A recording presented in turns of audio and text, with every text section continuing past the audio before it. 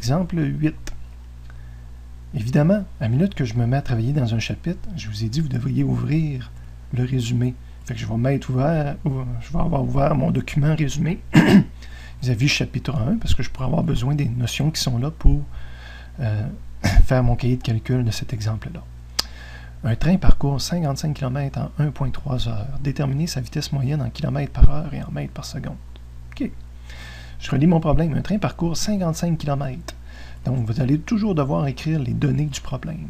Donc, j'ai 55 km dans les données. Et ça, c'est une distance parcourue ou encore un déplacement du train.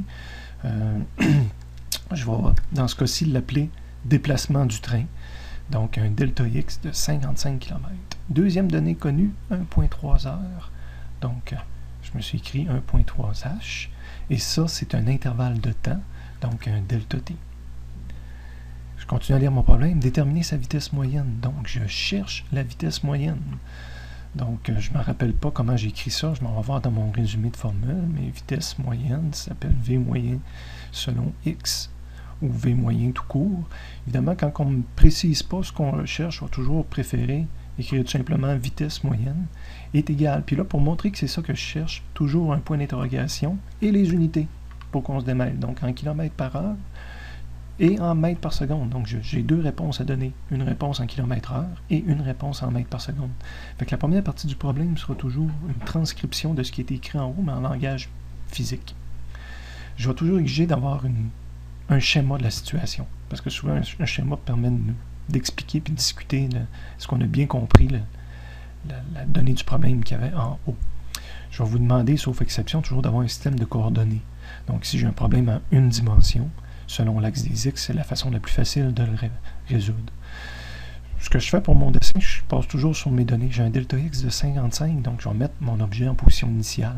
Je ne dessine pas bien un train, je l'ai dessiné comme ça. Et en position finale, je redessine mon train, mais en pointillé. Donc, mon delta X, je me mets une cote, et c'est le déplacement entre ces deux points-là. J'ai un delta T, donc il faut que j'illustre aussi la variable delta T sur mon dessin, mais évidemment, je peux prendre la même cote, dire que c'est écoulé 1,3 heures entre ces deux points-là.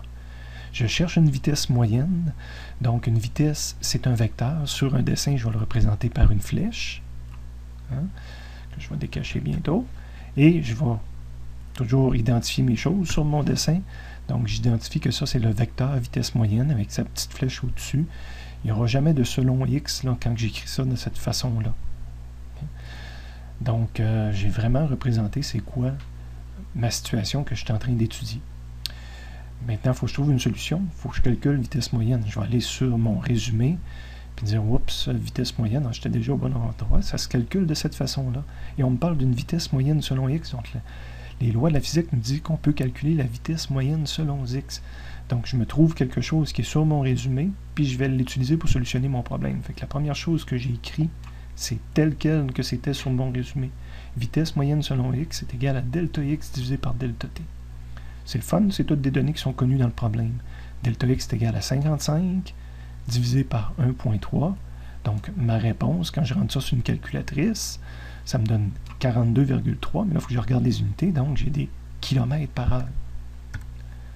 Oups, j'ai déjà répondu à une partie de la question. Mais la deuxième partie, on me demande aussi en mètres par seconde. Donc, on me demande de faire une conversion.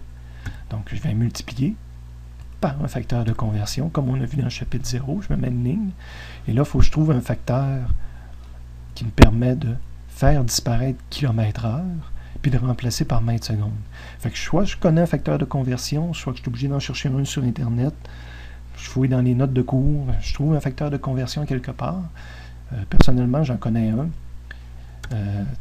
1 mètre par seconde, ça correspond à 3,6 km/h. Je le retiens bien celui-là parce que marcher à 1 mètre par seconde, c'est une marche typique. Puis typiquement aussi, quand on marche, on fait à peu près 4 km/h. Je sais bien que ce n'est pas le vrai facteur 1 pour 4, puis c'est lié aux 3600 secondes qu'on a déjà parlé en classe. Donc, j'arrive à toujours m'en rappeler là, grâce à ces petites choses-là. Donc, je m'en vais sur une calculatrice, 42,3 fois 1, je vais le faire pas sur ma calculatrice, divisé par 3,6, ma réponse finale, 11,75 mètres par seconde. Donc, j'ai toutes mes réponses que je cherchais. On peut se demander qu'est-ce que ça aurait changé si jamais on nous aurait dit le train recule de 55 km en 1,3 heures, bien, sur mon dessin, ça aurait impliqué, de changer mon vecteur de sens. Okay? Sur le dessin. Après ça, à ce niveau-là, mon delta x aurait été négatif. Donc, j'aurais arrivé à une vitesse moyenne selon x négative, moins 42,3 km/h, parce que le delta x aurait été négatif.